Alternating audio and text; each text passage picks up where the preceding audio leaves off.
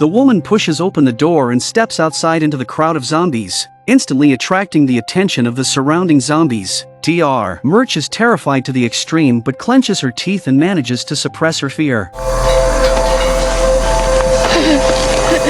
She doesn't want to become a puppet under Murphy's rule and decides to end her life. Murphy, upon discovering this, rushes out. He was about to use his psychic powers to control the zombies, but it was too late. All Murphy could bring back was the flesh that could be pieced together, while his subordinates continued to search for the remains of Murch. Murphy's mood is not good, or rather, it is somewhat low. Why would Murch rather die than work for him? Could establishing the Blend's kingdom really be a mistake? An irritated Murphy orders everyone to leave as he wants to think alone. The men left one after another. Only Wesson stopped. He hesitated or gathered enough courage and said, "I just wanted to say thank you." He says that they are all ordinary civilians, struggling to survive in the apocalypse with limited abilities, living in fear every day. Murphy's arrival was like a savior, stabilizing their lives and giving them hope for the future. Thus, Wesson's thank you is heartfelt. After hearing Wesson's words, Murphy doesn't feel as upset. Thank you.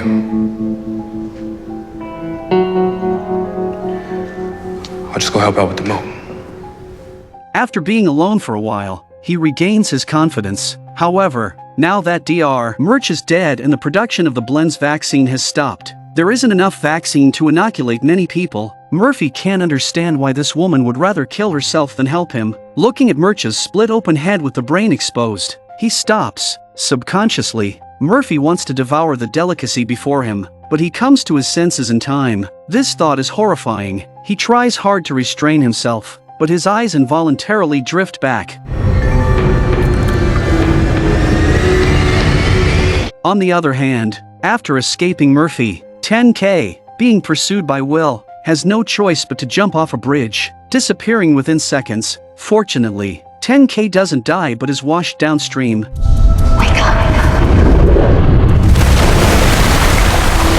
The first thing he does after surfacing is to look for the canvas bag. Thankfully, the bag isn't lost, and the original vaccine inside is key to breaking free from Murphy's control. After ensuring there's no danger, 10K faints again.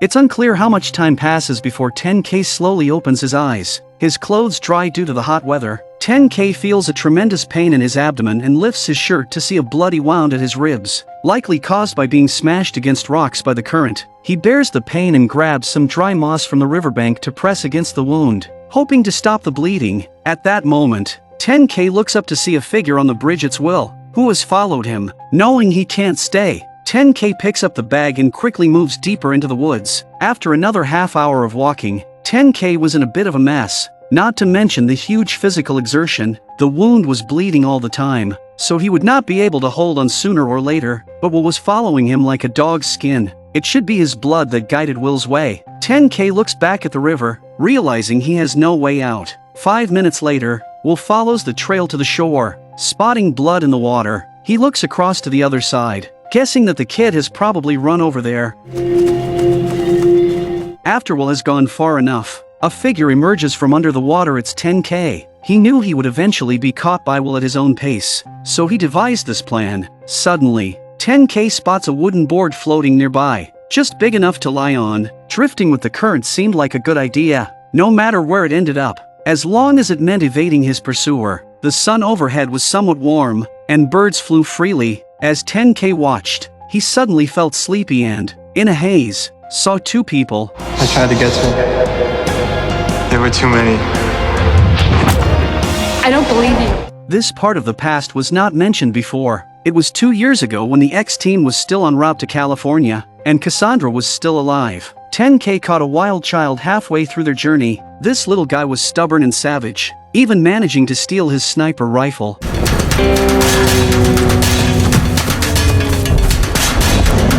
In the ensuing chase, he encountered the boy's sister, dressed in a red outfit. They fought back and forth, and of course, in the end, 10K was beaten down.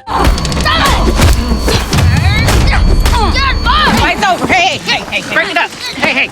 It was only after Roberta's persuasion that both parties calmed down and talked. Realizing it was all a misunderstanding, the woman's name was Red. from a nearby survivor community. The X-team also visited their community as guests. It was this encounter that made 10K fall deeply in love with this wild woman. Gradually, the boy also grew fond of 10K's cool demeanor. He found a pair of goggles to imitate 10K's style, mastered the use of a slingshot, and even named himself 5K. Later, the community was attacked by a man called the Man, who claimed to come from Zona, specifically to take people on his list back. There happened to be a doctor in the community who was the man's target. Of course, at that time, the X-team didn't know what Zona was, so they actively helped the community resist. During the battle, 10K and 5K attempted a sneak attack on the man but didn't expect him to be more than human. Worse still, during their escape, they encountered zombies. They might have had a chance to break through, but 5K panicked and disappeared without a trace, leaving 10K to escape alone. Unable to find 5K, 10K understood that under those circumstances, 5K couldn't have survived. Red couldn't accept this reality and charged into the zombie crowd alone.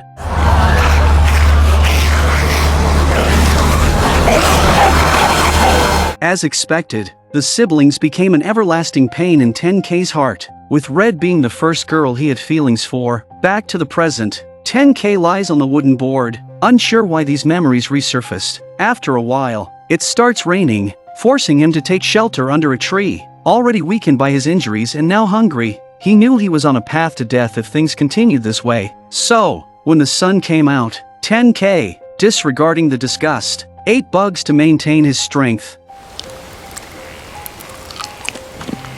Fortunately, after some rest, the wound at 10K's rib had scabbed over, and as long as he didn't move too much, walking wasn't a problem. As the sky darkened, 10K, exhausted, wished to lie down for a while, but suddenly, the roar of an engine approached, and he saw a man on a motorcycle stop. It's like when you're tired, someone throws you a pillow. Without a doubt, 10K easily overpowered the man, stealing the motorcycle and his favorite goggles. Riding through the fields, he felt a surge of heroism, a scene every boy dreams of. Simply cool. When he reached a checkpoint, 10K stopped. Seeing two zombies approaching from a distance, he drew his pistol and charged at them on the motorcycle with one hand.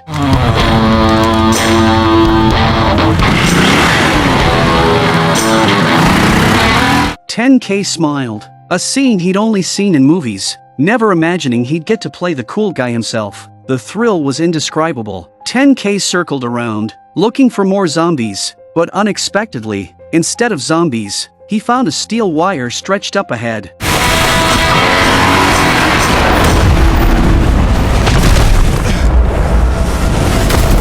After an unknown amount of time, when 10K awoke, he was in a beautiful grassland, with Red holding him, leaning down to kiss him. Just as their lips were about to touch, he woke from his dream. Instead of a beauty, two zombies were approaching, frightening 10K into a cold sweat. Had he woken any later, he would have been zombie fodder. 10K hurriedly ran away, but he didn't expect.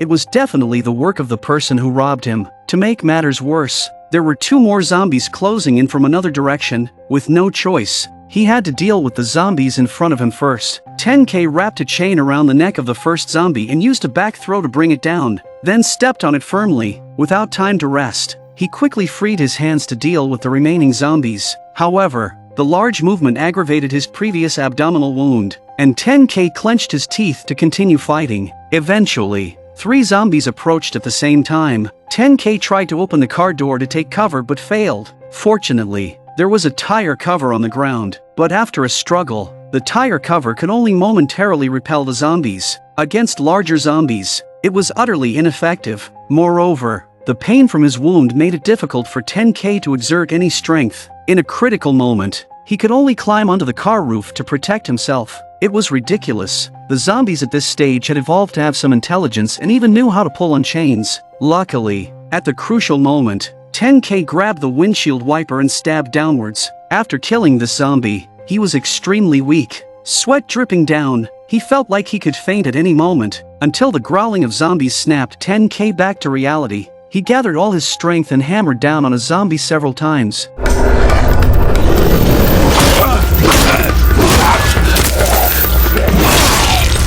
Then, a frisbee cut off the head of a female zombie. With one last zombie remaining, he rushed up, grabbed the zombie's head, and smashed it against the car window. He rummaged through the seat, looking for anything sharp. After dealing with all the zombies, 10K finally collapsed, half leaning against the car, gasping for air, extremely weakened, but it seemed like fate was playing a cruel joke on him. The growling of zombies could be heard again from afar, and not just one, but 3 were approaching. A bitter sense of powerlessness flooded over him. 10K had no strength left to resist. Perhaps it was destined to be this way.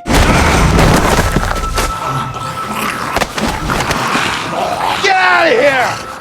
The person who arrived was Will, now a blend. Naturally, zombies wouldn't attack him anymore. After driving away the zombies, Will slowly approached 10K, noticing him clutching his abdomen in agony, clearly injured, although Will was sent by Murphy to capture him. At the end of the day, he bore no hatred towards 10K, so instead of using brute force, he spent 10 minutes treating 10K's wounds first. That's when Will noticed a needle mark on 10K's neck. He wasn't foolish, combining 10K's desperate escape and Murphy's sending him after 10K. He could guess that 10K had injected something to resist Murphy's control. Immediately, Will began to search him, looking for any remaining drugs. Such things absolutely couldn't be allowed to spread. 10K didn't hide the fact that he had been attacked and tied up here, with both the motorcycle and the drugs stolen. After all, he too needed the original vaccine to stay lucid. Will, pushing 10K, prepared to chase after the attacker, using the tire marks left on the ground as a clue. You're traveling east? Yeah.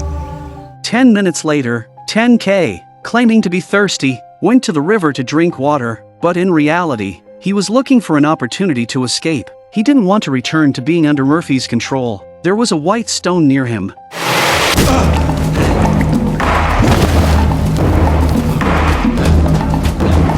After making his move, 10K ran towards the depths of the forest, but due to the pain from his abdominal wound, he couldn't move fast. Will followed behind him, unhurriedly. At this moment, 10K saw Red guiding him in a trance. He knew it was a hallucination, but he couldn't care less now, so he followed him.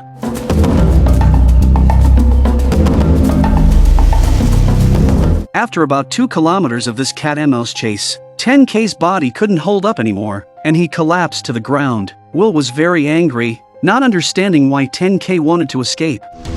Murphy offered you peace, freedom, but you ran away from that. You like fear? Is that what it is?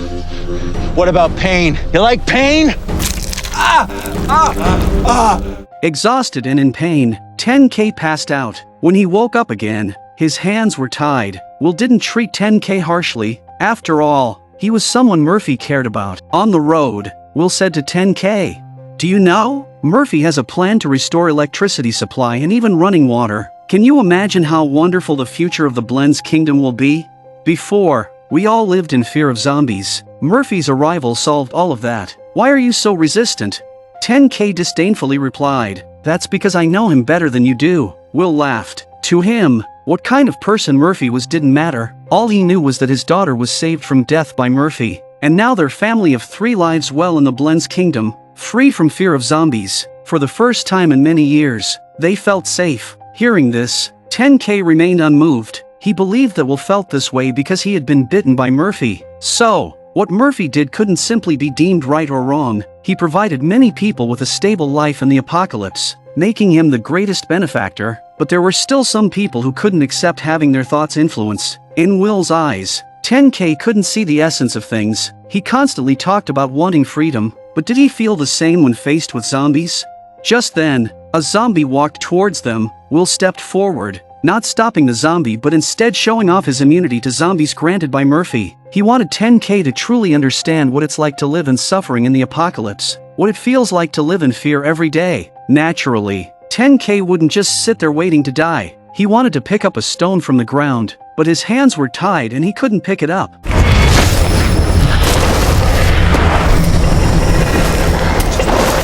The world without Murphy, it's just more of this. An unending slog of fear and misery leading to certain death. To put you out of your misery, give you mercy? Please! Please what? I don't want to be afraid anymore. The fact that 10K shouted this means that he is willing to become a member of the Blend's kingdom. Will was pleased with 10K's decision and immediately untied him. Meanwhile, not far from them, the couple who had robbed 10K of his motorcycle were there. The bike had somehow stalled, and the engine was off. The man, while trying to fix the motorcycle, felt something was off, as if something in the forest was watching them. His wife, seemingly having seen something, ran off immediately. The man was quickly jumped by a few dark figures, followed by screams. 10 minutes later, Will and 10K followed the tire tracks to the scene. All they saw was blood on the ground. Not even a piece of the bodies was left. They assumed it was the work of zombies, but the original serum was not on the motorcycle. 10K speculated that the victim was a male, as the man had a female companion. Will, observing footprints all around, decided they needed to conduct a carpet search from the center. He instructed 10K to hurry up and get moving, but just then, 10K, looking at himself in the mirror, felt a bit dazed again, wondering if it was a side effect of the original vaccine. Red appeared in the distance, watching him. Suddenly, there was a noise from the forest. Will immediately placed his hand on his gun, and 10K took this opportunity to run deeper into the forest.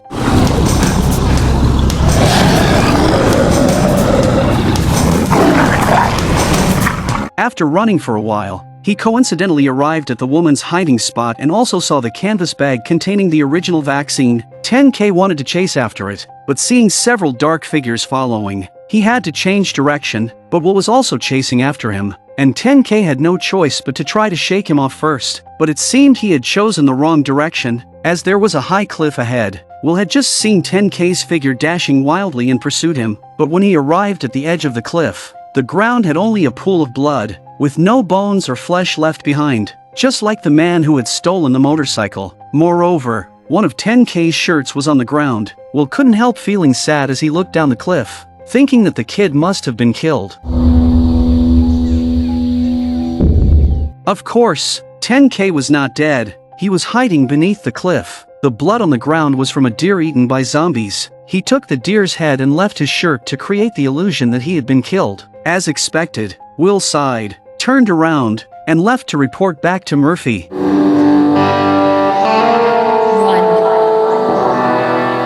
Run! In the following scene, the illusionary Red continued to lead 10K, seemingly to avoid those monsters. But just as 10K was about to run out of the forest, Red's figure appeared again, instructing him to go back because 5K was trapped inside and needed his urgent rescue. There, no way. You can't leave! What are you doing? They have him! Who? They got him! Who? 10K! He's alive? You have to save him. 10K, you have to save him this time. 10K thought he heard 5K's cry for help. When he turned back, Red was gone, but there were steel rods for making fences on the ground. Without hesitation, 10K grabbed one and rushed back. He had been powerless when 5K was in danger once before and couldn't let tragedy strike again. When he reached the source of the noise, he saw several figures gathered, feasting on something. 10K charged into the fray, fueled by anger.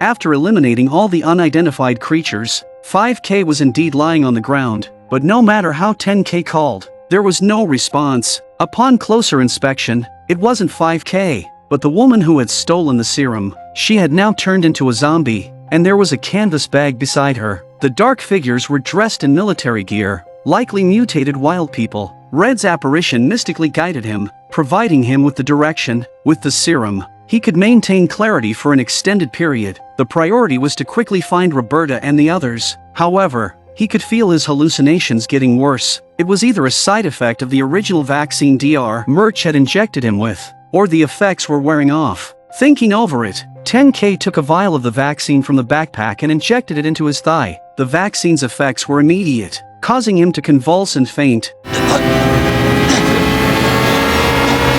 When 10K woke up again, he was still in Red's arms, basking in the warm sunlight. with 5K coming over to give him a big hug. This scene was indescribably warm, but could it be real? The answer was certainly no. 10K was still unconscious, completely unaware that someone was approaching him. Meanwhile, in the Blend's kingdom, Murphy was racking his brains. With Dr. Murch dead, he decided to develop the vaccine himself. But then, looking in the mirror, he immediately noticed something was amiss. The blue on his skin had faded a bit, returning to normal human skin color. Could it be that creating more blends would allow him to recover? If so, he was even more determined to pursue his research. Suddenly, a wave of dizziness hit him, probably low blood sugar, as he hadn't eaten in a day and needed to replenish his food. But just as Murphy was about to eat, he found it tasteless. The brain matter next to him was far more appealing. To restrain himself, he began flipping through Murch's notebook, hoping to find the method to make the vaccine. The more he read,